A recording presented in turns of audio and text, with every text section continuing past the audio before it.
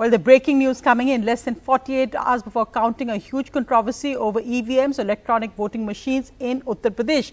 Akhilesh Yadav has just had a press conference claiming that they have videos of EVMs being taken out of a Varanasi counting center. Now, remember, EVMs are meant to be sealed. These are strong rooms where an EVM is not meant to be touched. Workers of the Samajwadi Party's ally created a ruckus, filmed videos of these machines being moved. However, the Varanasi DM says that these are not EVMs of voting, but EVMs used for training. That's why they're being moved. So far, no response from the Election Commission. But here's what Akhilesh Yadav just said. दो गाड़ियां क्यों भागी? अगर कोई चोरी नहीं थी, प्रशासन ने, सिक्योरिटी ने इतना इंतजाम क्यों नहीं किया? इतनी फोर्स है अभी इलेक्शन की फोर्स गई नहीं है यूपी से, तो आखिरकार अधिकारी क्यों नहीं कर रहे थे? क्या वजह है कि बिना सिक्योरिटी, बिना इतने इंतजाम के ईवीएम जा रही हैं? अगर हमने वोट दिया है तो मैं अपने नौजवानों से, किसानों से और आम लोगों को कहूंगा कि उतनी हमारी जिम्मेदारी बनती है कि वोट को हम बचाएं। अगर वोट नहीं गिना जाएगा तो लोकतंत्र कहां जाएगा? और ये लोकतंत्र की आखिरी लड़ाई है। मैंने कई बार कहा कि उत्तर प्रदेश का चुनाव लोकतंत्र की आखिरी लड़ाई है। इसके बाद तो जनता को क्रांति करनी पड़ेगी, तभी बदलाव आएगा। अब ईवीएम्स पकड़ी गई हैं, बहाना कोई ना कोई अधिकारी बताएंगे कि हम ईवीएम्स इसलिए ले जा रहे थे। आखिरकार फोर्स के साथ क्यों नहीं ईवीएम जा रही थी? So, Akhilesh Yadav there, the BJP official reaction, and more importantly, the Election Commission, because Akhilesh Yadav also said that he has no faith in the Election Commission. So, there's no response to that yet. Let's go across to Vasu and Alok for more who were at that press conference. Alok, the key points there, because of course, the BJP will say that Akhilesh Yadav is saying this because of the exit poll predictions which show that the BJP is ahead in UP. Well, yes, you're absolutely right. In fact, we put that question to Akhilesh Yadav multiple times, but all he said in response was that, look, at the end of the day, there is a procedural lapse here, and it is up to the Election Commission to answer and give a point-by-point answer about why such a lapse was allowed to happen and what was the intention behind it. For instance, he read out some document which he claims suggests that, you know, all of these EVMs, whether they are for any purpose, if they are stored inside a counting center, they can only be taken out, he says, reading from the document, with the permission or at least with the knowledge of those candidates or their representatives who are contesting that particular seat.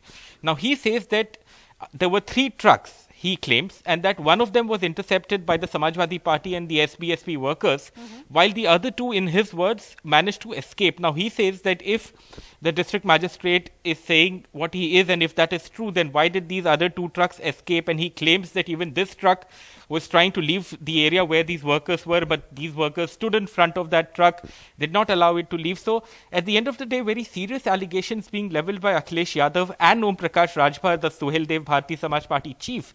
So far, we haven't heard from the State Election Commission about it, or even from the Election Commission of India, that is the overarching body. So one waits to hear a response from them, or an on-camera response from the DM, who's given a statement but not spoken on camera so far. Right. In fact, Vasu, now put this into context. This, as we the exit poll results, of course, but this fact remains that the Election Commission, the State Election Commission, need to have responded also much faster to what a key opposition candidate there is claiming. Also, of course, the words he uses, lack of faith. It's a question about saving democracy. Now, this is how the opposition is framing it, as a battle for democracy versus the BJP taking over central institutions, as they claim. That's right, Sonia. And also remember, there's always been a sensitivity about EVMs from allegations that EVMs are tampered in the aftermath of the results to these allegations of EVMs actually being transported or taken out of these counting centers. If you remember, in the Assam elections of 2021, there was an allegation that a BJP MLA was found with an EVM in his car, and it was almost like an action replay.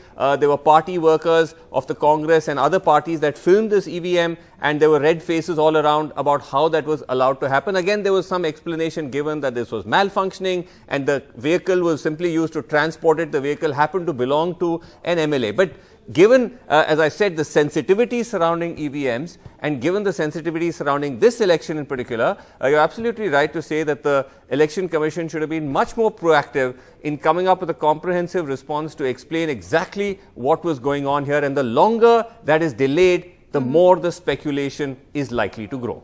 Right. Now, of course, now, Vasu, now going to those exit polls. Now, as we keep saying, you have to take it to the health warning, but the consensus amongst them, exit polls seem to be that BJP is ahead. But we've seen all the negotiators, and I think that's a key role the day before results, coming in the smaller states where there was no clear exit poll prediction, which is like Goa, Uttarakhand and Manipur. So you're seeing lots of action now happening there. What's the latest on the states like Goa and Uttarakhand and Manipur? Well, the biggest action is happening in Goa, even though the Congress, in an attempt not to get outplayed like they were last time, has sent envoys, it sent firefighters to states like Manipur, Uttarakhand as well. But frankly, the biggest action is in Goa because that's where it seems that no party is getting a clear majority. The exit poll average suggests that the Congress and the BJP are around 16, about 5 short of a simple majority. There, what we're seeing is that the Congress has flown in P. Chidambaram, D.K. Shiv Kumar, its state chief in Karnataka is coming in. The MLAs, they're considering taking off to a resort, and they're also, after initially being somewhat cool to the idea of alliances with other parties, are sending out olive branches, are in talks with the AAP and the Trinamool Congress. But Sonia, the key factor is that already we are seeing one key ally, part of this anti-BJP coalition, that's the MGP, a regional party in Goa, has already indicated that they're talking to all players, including the BJP. So it already appears that there may be a crack in the anti-BJP coalition. And again, this is Goa, so it could go in either way. But enough to say that at least this time, the Congress and the non-BJP parties say that they're not simply going to cave like last time. We'll have to see what and how that plays itself out. Let's listen in to what P. Chidambaram told me earlier when I spoke to him, saying we will not let our house be burgled. Amit Palekar, has the Congress reached out to AAP so far or vice versa? And are you open to, if in the event that, you know, an offer comes, are you open to it? Of course, there have been people who approached us. So I haven't had a word with Mr. Gundurao, but yes, from Congress party, there have been a lot of calls from different leaders of theirs, from the local leaders. Mr. Chidambaram, how does the Congress assure, you know, the public of Goa that it won't be like last time, where you were the single largest, but you did get outplayed? We are aware of what happened in 2017-19. The party that steals election is still around. We are aware of who can steal an election. But we are doubly guarding our house. We will not allow our house to be burgled. Dinesh Gundurao, is the Congress, from what we understand, the Congress is taking its MLAs to a resort to protect them? We are discussing with all our candidates, and all our candidates have said that, okay, let us all be together and stay together. We are not worried about defection because this time, even a ticket selection and everything has been forethought of. And also, what happened in 2017 will not be repeated this time. You're saying the MLAs have all decided to be together? All our candidates, they all just said that let us all be together and stay together and show that unity. So where will they stay together? Where are you keeping them together? We will be deciding now. We'll be deciding it. And interestingly, of course, just almost a day and a half before the results, everyone's doing different things. The Home Minister Amit Shah was in Tripura today. The Punjab Chief Minister was at his village where he posted pictures of him with a goat. The Goa Chief Minister met Prime Minister Modi. Priyanka Gandhi was first meeting the Rajasthan Chief Minister Ashok Gehlot. Remember, he's supposed to play a key role also in helping keep Congress winning MLAs together. So all the political action happening there just a day and a half before results. Well, let's go across to the latest currently from Ukraine. So Vishnu Shom is there. Let's go across to him for the latest. So Vishnu, again, it's day 13, Vishnu, of the Russian invasion, and we're seeing that the fighting, the helicopters, is all stepping up, and Ukraine claiming it's killed a top Russian general. What's the latest you have? Well, I think the overall situation is fairly grim for Russia at this stage. The fact is, on day 13, they still haven't controlled either Kiev or Kharkiv. And despite this video, which in fact I've seen very closely, doesn't reveal very much. What we do know is that the Russians are very, very seriously challenged as far as logistics are concerned. And at this pace, they will not achieve any significant military objectives. The big worry is, given the fact that they've not made the progress that many had expected them to make, will they now go ahead with some massive aerial bombardment, which would possibly be the next step? And that is a big worry, because that would result in mass casualties. All of this, Sonia, on a day in which several Indians who were trapped in Sumy, that's further to the east and the south of Kiev itself, have been evacuated. That's great news, because these were Indian students and Indian nationals who faced the worst of it. They'd seen intense firing in their area. They were out of supplies, and the process of getting them out has taken time. But finally, they are on their way to safety. Right, and of course, you talked, Vishnu, about that. So the ceasefire model in areas where we've seen civilians, especially, are being hit so hard in Russian bombing, in Russian missile strikes. Are we going to see, is this a ray of hope in the days ahead, or are we likely to see an escalation? Let's just look at those pictures of the Indian students finally leaving Sumy. Remember, they were drinking, they had no electricity, they were in a bunker of the university and were actually drinking snow because there was no potable water. Yeah. No, absolutely. They were drinking, they were melting ice, and they were drinking that for so many days. No, I don't think it's possible at this juncture to actually see whether there is going to be any massive escalation. I would suggest that any escalation that happens has to be with the use of air power. But here's another point. 13 days into this conflict, Russia, with its gigantic air force, still doesn't control airspace over Ukraine. It's still heavily contested. So this is going to be a protracted battle one way or the other. This is the opposite, as I've been told by a defense analyst and a foreign policy expert, of what we saw in Afghanistan. This is very much the opposite. But even if there are eventual military gains by the Russians, the spirit of the people over here is absolutely against Russia. There is no doubt about it. And this would end up being a guerrilla battle, which could go on indefinitely. Right, and of course, Zelensky appealing again for no-fly zone every day. But there's breaking news coming in this evening. And Vishnu, if you'll just stay on, because Nidhi's got details on that as well. And the US banning Russian oil imports. Now, this, of course, is something that has been pressed for. But there was some belief that because the West depends on Russia for oil, this wouldn't happen. But Joe Biden has gone ahead, Nidhi. That's right, Sonia. The White House has announced that President Biden will be making this move, and it's very important because until now, sanctions led by the West against Russia have not targeted energy supplies, simply because the West and Europe in particular depends on Russian gas and oil for their energy needs. So it's going to hurt Europe in particular very badly. It will hurt American consumers as well, but not as much as it will hurt European consumers. So just yesterday, the US Secretary of State had said that the US was likely to make this move, but do it in coordination with European allies. However, within Europe, Germany, for example, which is the largest importer of Russian crude oil, Germany said that we just can't do that. We cannot overnight stop imports from Russia because our energy does depend on them. So clearly, the US president has decided to do this on his own. It will hurt the Russian economy, whose backbone is its petroleum industry, but it will also hurt energy supplies. And if European countries are to follow, they know that they will have to risk very high energy bills, which could potentially hurt their citizens as well.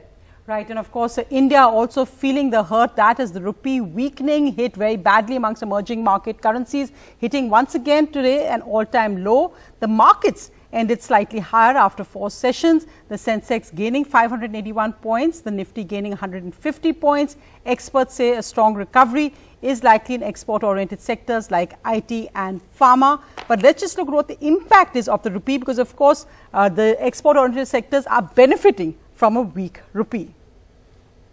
The rupee hit an all-time low for the second consecutive day, opening at 77.02 against the dollar. The petroleum minister finally broke his silence on the fuel price crisis, indicating there will be a fuel price hike as oil companies can't keep taking on the burden of globally rising prices. इसमें निर्णय तो oil companies लेंगी, पर इसमें ये कहना क्योंकि चुनाव के कारण हमने रोका हुआ था, ये बात मैं समझता हूं कि थोड़ी समझदारी से अनकनेक्टेड है. थोड़ा हो सकता है ये ऑयल कंपनीज को निर्णय लेना होगा, उनको भी तो सरवाइव करना है, उनके अंडर रिकवरीज होगी. पूरे आपको विश्वास इसलिए दिलाना चाहता हूं कि कोई तेल की कमी नहीं आने देंगे हम. We will make sure that our energy requirements are met, even though our requirement is कितनी है 85%. We are dependent on imports for crude. The minister also hit out at Rahul Gandhi for saying people should tank up as the government will increase prices now that the elections are over. There has been no increase in petrol and diesel prices since December 2021, even though crude prices are now up 35 to 40%. एक हमारे युवा नेता हैं, वो अक्सर ये कहते हैं कि अपना जल्दी टैंक भरवा लीजिए, अब चुनाव तक टाइम है, चुनाव तो खत्म हो गया. So just why has the rupee weakened significantly and hit an all-time low? The consistent surge in oil prices due to the Russia-Ukraine war is likely to increase India's oil import bill. And remember, India imports nearly 80% of its fuel needs. And the rupee is one of the worst performing currencies among Asian markets currently. Some experts feel the rupee could continue to weaken and even hit 80 rupees to the dollar. Others indicate the RBI can intervene aggressively and limit the downside of the currency. The combination of high oil prices and weak Indian rupee is quite dangerous because it can lead to high inflation over here. To prevent that, I expect RBI to intervene and sell dollars aggressively to limit the downside of the rupee around 79 levels over the coming days. Apart from those fearing a fuel rate hike and a rise in transportation costs, a weaker rupee is also hurting all those who are seeking education abroad. The spike in oil prices and a weakening rupee intensify India's inflation risks at a time when the country is already battling retail inflation over 6%. Sakshi Bajaj for NDTV. Vishnu, so we saw those visuals there of what's happening with the story just on the rupee, but also visuals of students being evacuated from Sumy, now the last batch of Indian students who were stuck. Yeah. So India's Ukraine evacuation mission now in its last leg. So tell us about that, because you've really been there and seen what's happening with the evacuation. So what's on Operation Ganga now finally wrapping up? Well, I think the bottom line over here is that despite initial criticism that perhaps India never evacuated its students fast enough, the fact that we've actually got more than 20,000 Indians out of Ukraine is absolutely laudatory. The fact that even these students in Sumy, in an area where there was crossfire taking place, where government officials couldn't go through, where 2 rounds of ceasefire humanitarian corridors were actually violated, and we still persisted, got them out, ensured that as many students as possible were safe. It is actually a really big achievement. 20,000 plus is not a small number by any means. Mm-hmm. Those who are staying on in Ukraine at this juncture are, for example, citizens who have decided, who Indian nationals who've been in that country for several decades. But I think it's very welcome news for those students to get out. But what happens to their future, Sonia? Remember, the medical education in Ukraine is absolutely outstanding. Many of them are in their 4th and their 5th year, about to finish, about to become doctors. What happens to all of that? I mean, their futures so very insecure at this stage. Right.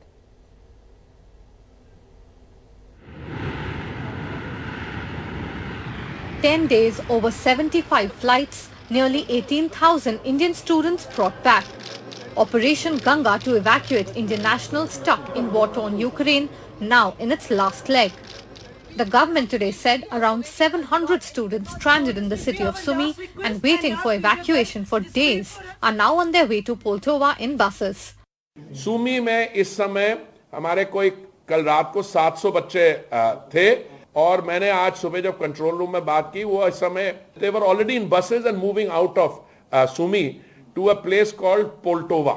This after India raised the issue of the need of safe passage at the UN Security Council meeting, and Prime Minister Modi held discussions with the Russian President and Ukrainian President on ways to begin the stalled evacuation. Urgent demand for safe and uninterrupted passage for all innocent civilians, including Indian nationals remaining in Ukraine. Our Prime Minister once again spoke to the leadership of both sides and the need for both parties to return to the path of dialogue and diplomacy. While Operation Ganga has reunited many parents with their children, the family of Karnataka student Naveen, who lost his life during shelling in Kharkiv, is still waiting for his mortal remains. Naveen ವಿಚಾರದಲ್ಲಿ ಜಯಶಂಕರ್ ಅವರ ಹತ್ರ ಮಾತನಾಡಿದಾಗ ಮಾರ್ಚರಿಯಲ್ಲಿ ಎಂಬಾಮ್ ಮಾಡಿ ಇಟ್ಟಿದ್ದೇವೆ, ಅಲ್ಲಿ shelling ಆಗ್ತಾ ಇದೆ, ಅದು ನಿಂತ ತಕ್ಷಣ ತರುವಂಥ ಪ್ರಯತ್ನಗಳನ್ನು ನಾವು ಮಾಡ್ತಾ ಇದ್ದೇವೆ, ಇನ್ನೂ ಬಿಟ್ಟಿಲ್ಲ. ಮತ್ತು ಎಂಬೆಸಿಗೂ ಕೂಡ ಅವರ ಸಂಬಂಧಪಟ್ಟಂಥ ಮಾರ್ಚರಿ ಅಧಿಕಾರಿ ಜೊತೆಗೆ ಟಚಲ್ಲಿದ್ದೇವೆ ಅನ್ನುವಂಥ ಮಾತನ್ನು ಹೇಳಿದ್ದಾರೆ. It was a mission that saw ministers on the ground supervising evacuations. But while the optics of this operation have been unlike any seen before, there have been questions on whether the government could have begun evacuations earlier. In New Delhi with camera person Sushil Rathi, this is Sukirti Dwivedi for NDTV.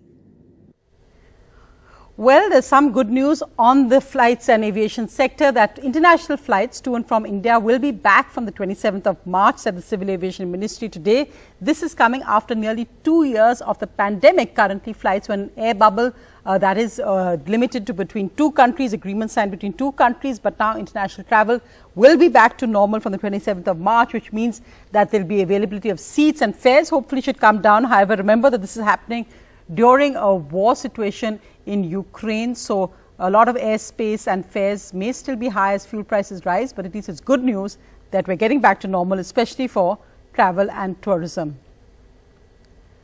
Well, the all-out battle between the centre and the state in Maharashtra has intensified as close aides of Maharashtra Minister Aditya Thackeray, the son of the Chief Minister, was raided today by the Income Tax Department. Another close aide of another minister was also raided today.